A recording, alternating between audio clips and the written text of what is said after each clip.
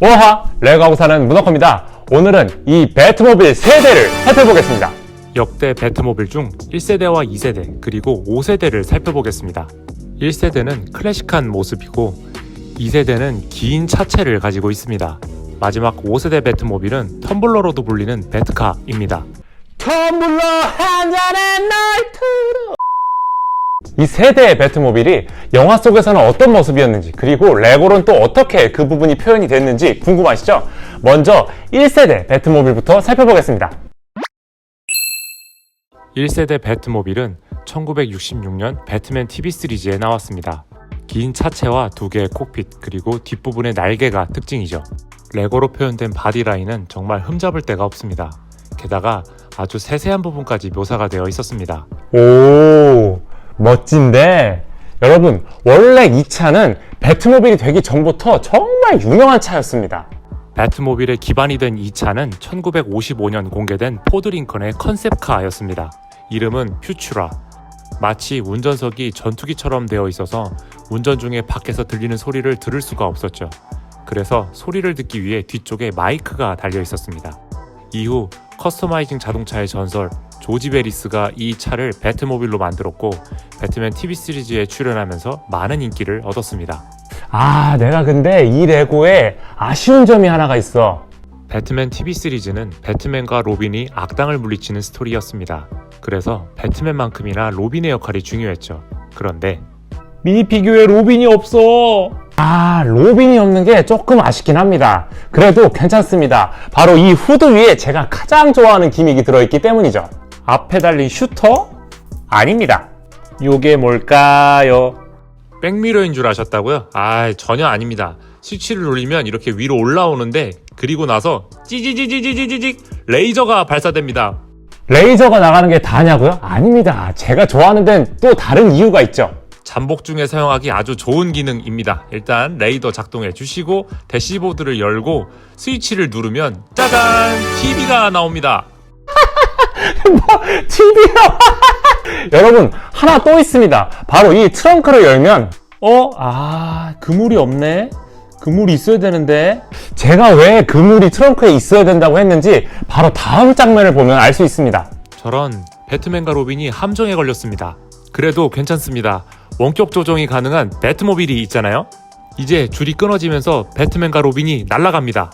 배트모빌이 착륙 지점까지 빨리 와야 합니다. 으아, 살려줘! 아이가 차도에 들어서자 차가 멈춰섭니다. 인공지능 레벨이 아주 높네요. 우와, 아직도 떨어진다! 드디어 목표 지점에 도착했습니다. 트렁크를 열고 그물을 쏘면 떨어지는 배트맨과 로빈이 이렇게 안착하게 되는 겁니다. 아, 개웃겨. 자, 트렁크에 왜 그물이 있어야 되는지 이제 여러분 아시겠죠? 자, 이제 배트모빌 클래식은 여기까지 하고 2세대 배트모빌을 살펴보겠습니다. 이 배트모빌은 팀버튼 감독의 1989년 배트맨에 등장했고 가장 유명한 모델이기도 합니다.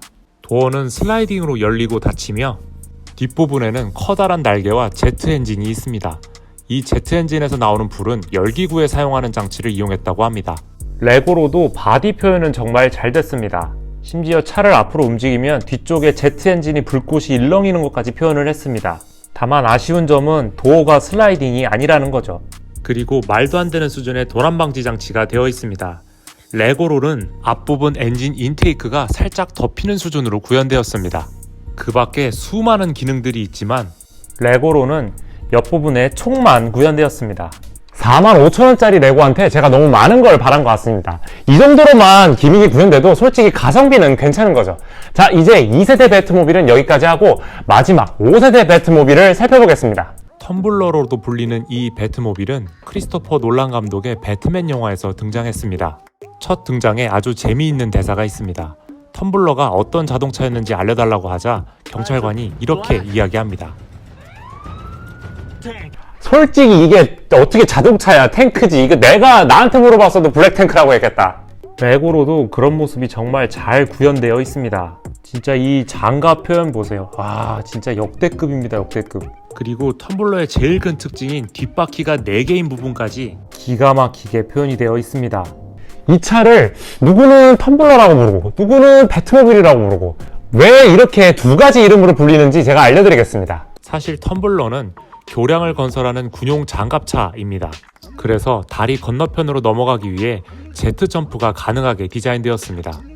브루스 웨인이 텀블러를 모두 시승한 후 이거 검은색으로도 나오나요? 라고 말하는 대사가 아주 유명합니다. 지금은 단종되었지만 이 사막 텀블러도 레고로 나온 적이 있습니다. 자, 이제 제가 이 실제 텀블러처럼 제트 점프를 해보겠습니다.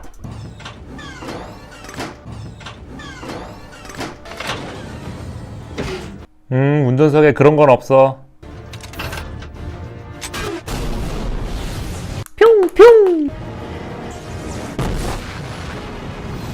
와.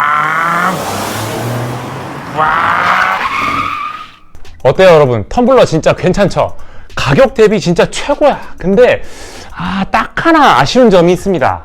영화에서는 텀블러에서 배트포드가 분리됩니다. 하지만 아쉽게도 레고에는 그런 기믹이 없습니다.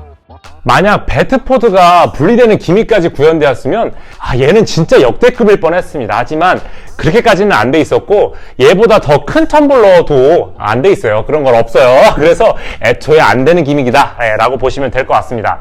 오늘 배트모빌 3대를 리뷰를 해드렸는데 이 3대가 다 가성비는 아주 뛰어난 제품들입니다. 그래서 저처럼 배트맨 팬이시라면 3대를 모두 다 소유를 하시면 좋을 것 같습니다. 얘는 뭐 지금 품절 난리도 아니기 때문에 얘는 구하기 진짜 어려울 겁니다. 그래서 눈에 보이면 바로 구매를 하시기를 바랍니다. 네, 이제 제가 준비한 영상은 이제 여기까지입니다. 시청해주셔서 감사합니다. 여러분 그러면 안녕! 배트맨!